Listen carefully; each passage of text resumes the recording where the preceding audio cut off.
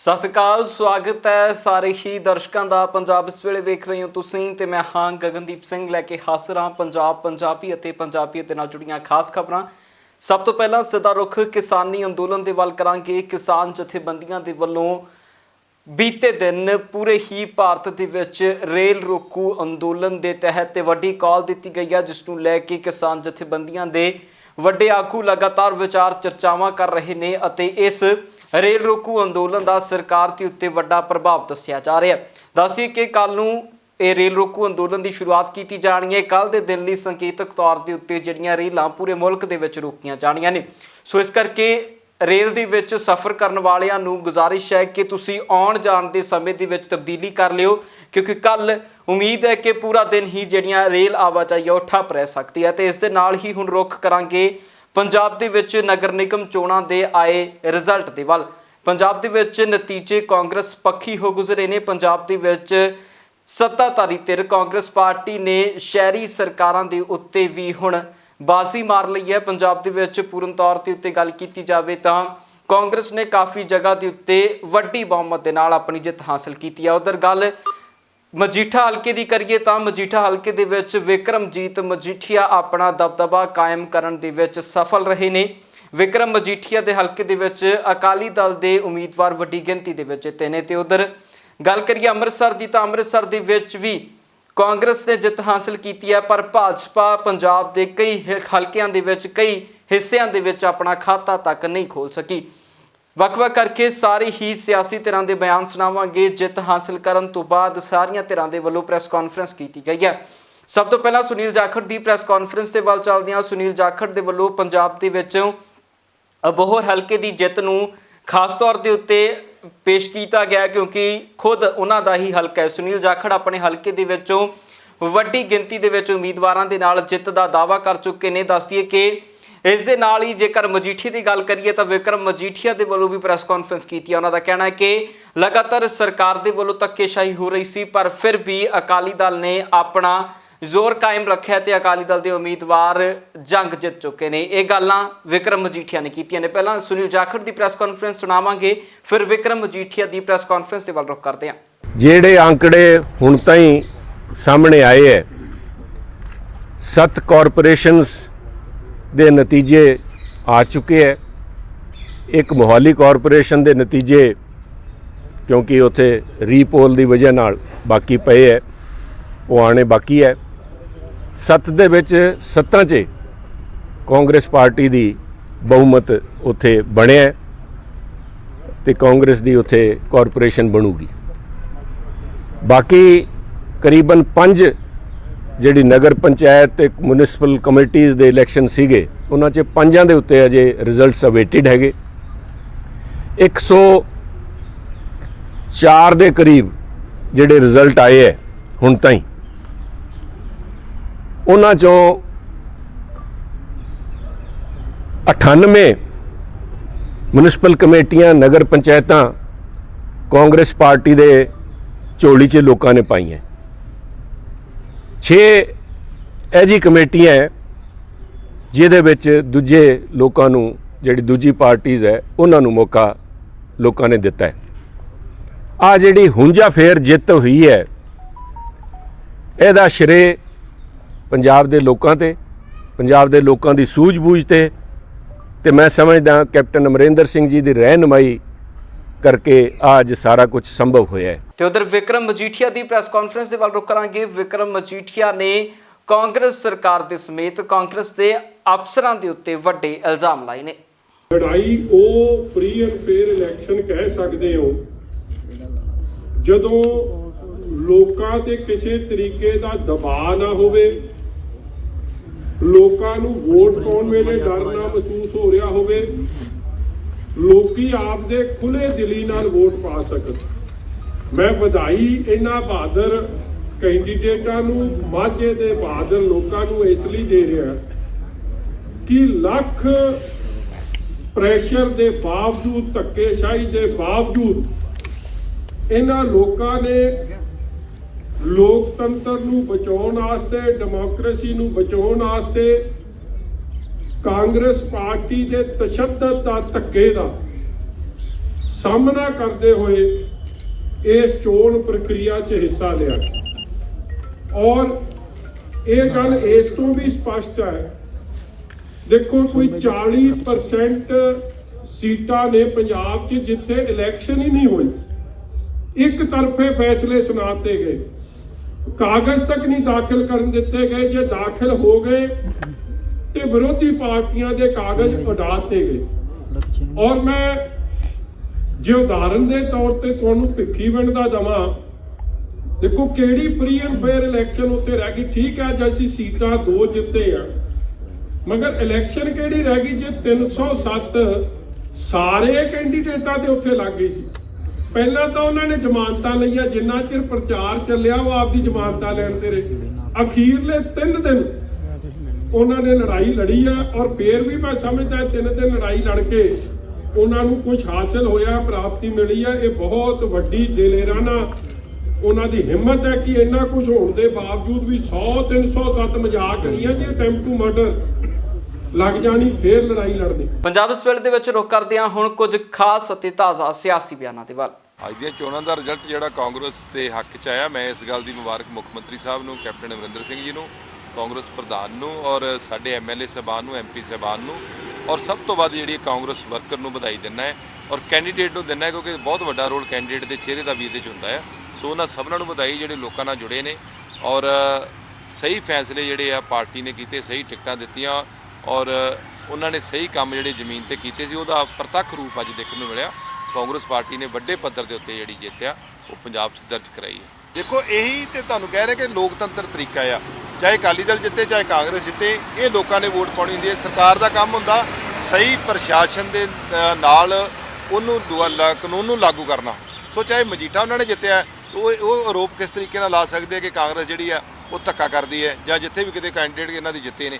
ਸੋ ਇਹ ਜਿਹੜੇ ਬੇਬੁਨਿਆਦ ਆਰੋਪ ਨੇ, ਸਾਡਾ ਜਿਹੜਾ ਮੁੱਖ ਮੰਤਰੀ ਸਾਹਿਬ ਦਾ ਇੱਕ ਬੜਾ ਵਧੀਆ ਸਲੀਕਾ ਹੈ ਕੰਮ ਕਰਨ ਦਾ ਕਿ ਅਧਿਕਾਰ ਜਿਹੜੇ ਲੋਕਾਂ ਨੂੰ ਦਿੱਤੇ ਜਾਂਦੇ ਆ ਤੇ ਜਿਹੜੇ ਕੰਮ ਨੇ ਉਹ ਉਹਨਾਂ ਦੇ ਬੋਲਦੇ ਨੇ। ਇਹਨਾਂ ਦੀਆਂ ਕੀਤੀਆਂ ਜਿਹੜੀਆਂ ਉਹ ਸਾਹਮਣੇ ਆਈਆਂ ਨੇ, ਇਸ ਕਰਕੇ ਇਹਨਾਂ ਨੂੰ ਜਿਹੜੀ ਆ ਪੰਜਾਬ ਦੇ ਵਿੱਚ ਬੜੀ ਨਮੋਸ਼ੀਜਨਕ ਹਾਰ ਦਾ ਮੂੰਹ ਦੇਖਣਾ ਪਿਆ।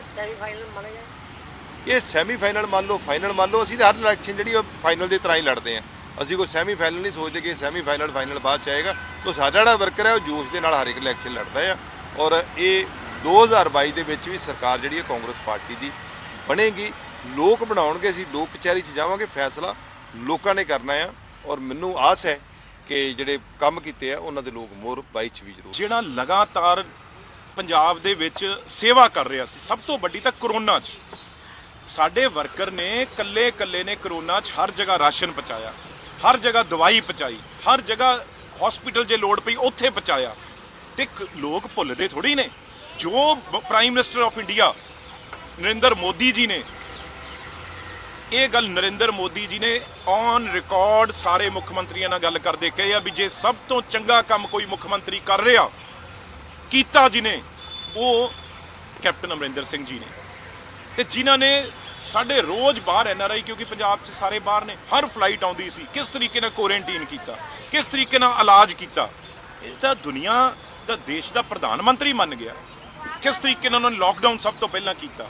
ਤੇ ਇਸ ਗੱਲ ਦਾ ਕ੍ਰੈਡਿਟ ਆ ਜਿਹੜਾ ਉਹ ਲੋਕਤੰਤਰ 'ਚ ਲੋਕ ਵੋਟ ਪਾ ਕੇ ਦਿੰਦੇ ਆ, ਉਹ ਦਿੱਤਾ ਸਾਡੇ ਕੈਪਟਨ ਸਾਹਿਬ ਨੂੰ। ਦੂਜੀ ਗੱਲ, ਜਦੋਂ ਇਹ ਤਾਂ ਇਹ ਹਾਲ ਆ 1 ਤੇ 1 11 ਸੀ, ਇਹ ਆ ਦੇਖ ਲਓ 1 ਤੇ 1 11, ਆ ਅਕਾਲੀ ਦਲ ਆ ਬੀਜੇਪੀ, ਹੁਣ ਦੋਨੋਂ ਐ ਹੋ ਗਏ। ਤੇ ਇਸ ਕਰਕੇ ਇਹਨੂੰ ਤਾਂ ਸਮਝ ਨਹੀਂ ਆ ਰਹੀ ਵੀ ਕਰੀਏ ਕੀ। ਹੁਣ ਤੀਜੀ ਗੱਲ ਸੁਣ ਲਓ, ਜਿੱਥੋਂ ਬੀਜੇਪੀ ਦੇ ਇੱਕ ਐਮਪੀ ਇੱਕ ਮੰਤਰੀ ਆਉਂਦਾ ਉਹ ਜ਼ਿਲ੍ਹਾ ਗੁਰਦਾਸਪੁਰ ਤੋਂ ਆਉਂਦਾ ਤੇ ਅਸ਼ਵਨੀ ਸ਼ਰਮਾ ਬੀਜੇਪੀ ਦਾ ਪ੍ਰਧਾਨ ਵੀ ਆ, ਉੱਥੋਂ ਜ਼ੀਰੋ, ਖਾਤਾ ਹੀ ਨਹੀਂ ਖੁੱਲਿਆ ਸਨੀ ਦਿਓਲ ਤੇ ਅਸ਼ਵਨੀ ਸ਼ਰਮਾ ਜੀ ਬੀਜੇਪੀ ਦਾ। ਇਹ ਸੁਨੇਹਾ ਨਹੀਂ, ਇਹ ਬਿੱਲਾਂ ਦਾ ਸੁਨੇਹਾ ਮੈਂ ਦੱਸਦਾ ਤੁਹਾਨੂੰ। ਦੂਜੇ ਸੋਮ ਪ੍ਰਕਾਸ਼ ਜੀ ਮੰਤਰੀ ਨੇ ਹੁਸ਼ਿਆਰਪੁਰ ਤੋਂ, ਐਮਪੀ ਨੇ, ਤਿਕਸ਼ਨ ਸੂਦ ਉੱਥੋਂ ਨੇ, ਸਾਡੇ ਸੰਪਲਾ ਸਾਹਿਬ ਉੱਥੋਂ ਨੇ। ਕੁੱਲ 4 ਸੀਟਾਂ, 4 ਸੀਟਾਂ ਜਿੱਥੇ ਕਬਜ਼ੇ ਹੁੰਦੇ ਸੀ ਉਹਨਾਂ ਦੇ ਜਿੱਤ ਹੁੰਦੀ ਸੀ। ਇਹ ਅੱਗੇ ਕਹਿੰਦੇ ਸੀ ਇਹ ਕਿਸਾਨਾਂ ਦਾ ਵਿਰੋਧ ਆ ਜੀ, ਇਕੱਲਾ ਇਹ ਪੰਜਾਬ ਦਾ ਵਿਰੋਧ ਆ ਜੀ। ਹੁਣ ਕਿਸਾਨ ਤਾਂ ਉਰੇ ਬੈਠੇ ਆ, ਕਿਸਾਨ ਲੀਡਰ ਉਰੇ ਬੈਠੇ ਆ, ਅਸੀਂ ਉਰੇ ਬੈਠੇ ਆ, ਕਿਵੇਂ ਜਿੱਤ ਹੋ ਗਈ। ਉਧਰ ਸ਼੍ਰੋਮਣੀ ਅਕਾਲੀ ਦਲ ਦੇ ਪ੍ਰਧਾਨ ਸੁਖਬੀਰ ਸਿੰਘ ਬਾਦਲ ਦੀ ਧਰਮ ਪਤਨੀ ਅਤੇ ਮੈਂਬਰ ਪਾਰਲੀਮੈਂਟ ਅਤੇ ਸਾਬਕਾ ਕੇਂਦਰੀ ਮੰਤਰੀ ਹਰਸਿਮਰਤ ਕੌਰ ਬਾਦਲ ਦੇ ਵੱਲੋਂ ਵੀ ਅਕਾਲੀ ਉਮੀਦਵਾਰਾਂ ਨੂੰ ਜਿੱਤ ਦੀ ਵਧਾਈ ਦਿੱਤੀ ਗਈ ਹੈ ਤੇ ਨਾਲ ਹੀ ਉਹਨਾਂ ਦਾ ਕਹਿਣਾ ਸੀ ਕਿ ਜਿਸ ਦੌਰ ਦੇ ਵਿੱਚ ਇਲੈਕਸ਼ਨ ਹੋਈਆਂ ਨੇ ਇਸ ਦੌਰ ਦੇ ਵਿੱਚ ਜਿਹੜੇ ਹਾਰੇ ਨੇ ਉਹ ਵੀ ਵਧਾਈ ਦੇ ਪਾਤਰ ਨੇ ਤੇ ਜਿਹੜੇ ਜਿੱਤੇ ਨੇ ਉਹ ਜ਼ਿਆਦਾ ਵਧਾਈ ਦੇ ਪਾਤਰ ਨੇ। ਮੇਰੇ ਵੱਲੋਂ ਸਮੂਹ ਅਕਾਲੀ ਦਲ ਦੇ ਜਿੰਨੇ ਵੀ ਕੈਂਡੀਡੇਟ ਜਿਨ੍ਹਾਂ ਨੇ ਐਮਸੀ ਚੋਣਾਂ 'ਚ ਇਹ ਜ਼ਬਰਦਸਤ ਜੰਗ ਲੜੀ ਉਹਨਾਂ ਸਾਰਿਆਂ ਨੂੰ ਬਹੁਤ ਵਧਾਈਆਂ ਹੋਣ। ਜਿਹੜੇ ਜਿੱਤੇ ਨੇ ਉਹਨਾਂ ਨੂੰ ਤਾਂ ਵੱਡੀਆਂ ਵਧਾਈਆਂ, ਲੇਕਿਨ ਜਿਹੜੇ ਨਹੀਂ ਵੀ ਜਿੱਤ ਸਕੇ ਉਹਨਾਂ ਨੂੰ ਵੀ ਮੇਰੇ ਵੱਲੋਂ ਬਹੁਤ ਵਧਾਈਆਂ ਹੋਣ। ਇਸ ਕਾਂਗਰਸ ਪਾਰਟੀ ਦੇ ਜ਼ੋਰ ਜ਼ਬਰ ਦਾ ਮੁਕਾਬਲਾ ਕੀਤਾ, ਲੜਾਈ ਲੜੀ, ਪਰਮਾਤਮਾ ਦੀ ਕਿਰਪਾ ਦੇ ਨਾਲ 2022 ਚ ਸ਼੍ਰੋਮਣੀ ਅਕਾਲੀ ਦਲ ਦੀ ਸਰਕਾਰ ਬਣਨ ਲੱਗੀ ਹੈ ਤੇ ਜਿਹੜੇ ਕਾਂਗਰਸੀਆਂ ਨੇ ਜ਼ੋਰ ਜ਼ਬਰ ਕੀਤਾ ਉਹਨਾਂ ਦਾ ਤਾਂ ਜਿਹੜਾ ਹਾਲ ਹੋਊਗਾ, ਲੇਕਿਨ ਜਿਹੜੇ ਅਫਸਰਾਂ ਦਾ ਸਹਾਰਾ ਲੈ ਕੇ ਇਹਨਾਂ ਨੇ ਜ਼ੋਰ ਜ਼ਬਰ ਕੀਤਾ, ਮੈਂ ਕਹਿੰਦੀ ਉਹਨਾਂ ਅਫਸਰਾਂ ਨੂੰ ਬਹੁਤ ਸੁਚੇਤ ਹੋਣ ਦੀ ਲੋੜ ਹੈ ਕਿਉਂਕਿ ਉਹਨਾਂ ਦੇ ਇੱਕ ਦਾ ਹਿਸਾਬ ਕਿਤਾਬ ਲਿੱਤਾ ਜਾਊਗਾ। ਇੱਕ ਵਾਰ ਫੇਰ ਮੈਂ ਆਪਣੇ ਸਮੂਹ ਪਾਰਟੀ ਨੂੰ, ਆਪਣੇ ਵੋਟਰਾਂ ਨੂੰ, ਆਪਣੇ ਵਰਕਰਾਂ ਨੂੰ ਮੇਰੇ ਵੱਲੋਂ ਬਹੁਤ ਵਧਾਈਆਂ ਹੋਣ। ਤੇ ਉਧਰ ਪੰਜਾਬ ਦੇ ਵੱਖ-ਵੱਖ ਹਿੱਸਿਆਂ ਦੇ ਵਿੱਚੋਂ ਚੋਣ ਜਿੱਤਣ ਤੋਂ ਬਾਅਦ ਜਿੱਤੇ ਹੋਏ ਉਮੀਦਵਾਰਾਂ ਦੇ ਵੱਲੋਂ ਵੀ ਆਪਣੇ ਪੱਧਰ ਦੇ ਉੱਤੇ ਖੁਸ਼ੀ ਜ਼ਾਹਰ ਕੀਤੀ ਜਾ ਰਹੀ ਹੈ। ਪੰਜਾਬ ਦੇ ਸਾਰੇ ਹੀ ਹਿੱਸਿਆਂ ਦੇ ਵਿੱਚ ਜਿੱਥੇ ਇਲੈਕਸ਼ਨਾਂ ਦੇ ਰਿਜ਼ਲਟ ਆਏ ਨੇ, ਇਹਨਾਂ ਨਤੀਜਿਆਂ ਦੇ ਆਉਣ ਤੋਂ ਬਾਅਦ ਹਰ ਪਾਸੇ ਢੋਲ ਢਮੱਕੇ ਸੁਣਾਈ ਦੇ ਰਹੇ ਨੇ। ਹਰ ਪਾਸੇ ਜਿੱਤੇ ਹੋਏ ਉਮੀਦਵਾਰਾਂ ਦੇ ਵੱਲੋਂ ਖੁਸ਼ੀ ਮਨਾਈ ਜਾ ਰਹੀ ਹੈ ਤੇ ਜਿਹੜੇ ਉਮੀਦਵਾਰ ਹਾਰੇ ਨੇ ਉਹਨਾਂ ਦੇ ਵੱਲੋਂ ਅੱਗੇ ਤੋਂ ਚੋਣਾਂ ਹੋਰ ਵੱਧ ਚੜ੍ਹ ਕੇ ਲੜਨ ਦੀ ਗੱਲ ਵੀ ਆਖੀ ਜਾ ਰਹੀ ਹੈ। ਕਿ ਕੁਝ ਹਾਲਾਤ ਨੇ ਪੰਜਾਬ ਦੇ ਵੱਖ-ਵੱਖ ਹਿੱਸਿਆਂ ਦੇ ਜਿੱਥੋਂ ਦੇ ਉਮੀਦਵਾਰ ਜਿੱਤੇ ਨੇ, ਢੋਲ ਲਗਾਤਾਰ ਵੱਜ ਰਹੇ ਨੇ, ਲੱਡੂ ਵੰਡੇ ਜਾ ਰਹੇ ਨੇ। ਇਹ ਤਸਵੀਰਾਂ ਪੰਜਾਬ ਦੇ ਉਹਨਾਂ ਵੱਖ-ਵੱਖ ਹਿੱਸਿਆਂ ਦੀਆਂ ਨੇ। ਅੰਮ੍ਰਿਤਸਰ ਦੀਆਂ ਤਸਵੀਰਾਂ ਵੀ ਇਸ ਦੇ ਵਿੱਚ ਨੇ, ਲੁਧਿਆਣਾ ਸ਼ਹਿਰ ਦੀਆਂ ਤਸਵੀਰਾਂ ਨੇ। ਲੁਧਿਆਣਾ ਸ਼ਹਿਰ ਦੀ ਗੱਲ ਕਰੀਏ ਤਾਂ ਸ਼ਹਿਰ ਦੇ ਵਿੱਚੋਂ ਵੀ ਚੋਣਾਂ ਹੋਈਆਂ ਨੇ। ਇੱਥੋਂ ਦੀਆਂ ਵੀ ਵੱਖ-ਵੱਖ ਨਗਰ ਨਿਗਮਾਂ ਦੇ ਵਿੱਚੋਂ ਜਿੱਤ ਹਾਸਲ ਕੀਤੀਆਂ ਉਮੀਦਵਾਰਾਂ ਨੇ। ਬੇਸ਼ੱਕ ਕਾਂਗਰਸ ਨੇ ਇੱਥੋਂ ਵੱਡੇ ਪੱਧਰ ਦੇ ਉੱਤੇ ਉਮੀਦਵਾਰਾਂ ਦੇ ਵਿੱਚ ਜਿੱਤ ਹਾਸਲ ਕੀਤੀ ਹੈ। ਅਕਾਲੀ ਦਲ ਵੀ ਇਹਨਾਂ ਨਗਰ ਨਿਗਮ ਚੋਣਾਂ ਦੇ ਵਿੱਚ ਕਾਫੀ ਵੱਡੇ ਪੱਧਰ ਦੇ ਉੱਤੇ ਜਿੱਤ ਹਾਸਲ ਕਰਨ ਦੇ ਵਿੱਚ ਕਾਮਯਾਬ ਰਿਹਾ ਹੈ। ਆਮ ਆਦਮੀ ਪਾਰਟੀ ਦੀ ਵੋਟ ਦਰ ਕਿਤੇ ਨਾ ਕਿਤੇ ਇਸ ਵਾਰ ਦੀਆਂ ਵੋਟਾਂ ਦੇ ਵਿੱਚ ਜ਼ਰੂਰ ਘਟੀ ਹੈ, ਪਰ ਭਾਜਪਾ ਦਾ ਕਈ ਜਗ੍ਹਾ ਦੇ ਉੱਤੇ ਖਾਤਾ ਵੀ ਨਹੀਂ ਖੁੱਲ ਸਕਿਆ। ਗੱਲ ਅਨੰਦਪੁਰ ਸਾਹਿਬ ਦੀ ਵੀ ਦੱਸਦੇ ਹਾਂ। ਅਨੰਦਪੁਰ ਸਾਹਿਬ ਦੇ ਵਿੱਚ 13 ਦੇ 13 ਆਜ਼ਾਦ ਉਮੀਦਵਾਰ ਜਿੱਤੇ ਨੇ। ਉੱਥੇ ਕੋਈ ਵੀ ਸਿਆਸੀ ਪਾਰਟੀ ਆਪਣਾ ਖਾਤਾ ਨਹੀਂ ਖੋਲ ਸਕੀ। ਇਹ ਵੀ ਵੱਡੀ ਗੱਲ ਹੈ ਕਿ ਅਨੰਦਪੁਰ ਸਾਹਿਬ ਦੇ ਵਿੱਚ ਕੋਈ ਵੀ ਸਿਆਸੀ ਧਿਰ ਨਹੀਂ ਜਿੱਤ ਸਕੀ। ਆਜ਼ਾਦ ਉਮੀਦਵਾਰਾਂ ਨੇ ਅਨੰਦਪੁਰ ਸਾਹਿਬ ਦੀਆਂ 13 ਸੀਟਾਂ ਦੇ ਉੱਤੇ ਆਪਣੀ ਜਿੱਤ ਬਰਕਰਾਰ ਰੱਖੀ ਹੈ। ਮੈਂ ਸਾਰੇ ਜਲਾਲਾਬਾਦ ਦੇ ਵਾਸੀਆਂ ਦਾ ਦਿਲ ਦੀਆਂ ਗਹਿਰਾਈਆਂ ਤੋਂ ਧੰਨਵਾਦ ਕਰਦਾ ਹਾਂ ਜਿਨ੍ਹਾਂ ਨੇ ਇਸ ਇਲੈਕਸ਼ਨ ਦੇ ਵਿੱਚ ਸ਼ਾਂਤਮਈ ਤਰੀਕੇ ਦੇ ਨਾਲ ਵੋਟਾਂ ਵੀ ਪਾਈਆਂ ਤੇ ਸਾਨੂੰ ਤਗੜੀ ਜਿੱਤ ਪ੍ਰਾਪਤ ਕਰਾਈ ਹੈ। ਲੋਕਾਂ ਨੇ ਜੋ ਫਤਵਾ ਦਿੱਤਾ ਬਹੁਤ ਵਧੀਆ ਫਤਵਾ ਦਿੱਤਾ ਹੈ। ਕਾਂਗਰਸ ਪਾਰਟੀ ਦੇ ਹੱਕ ਵਿੱਚ ਦਿੱਤਾ ਹੈ।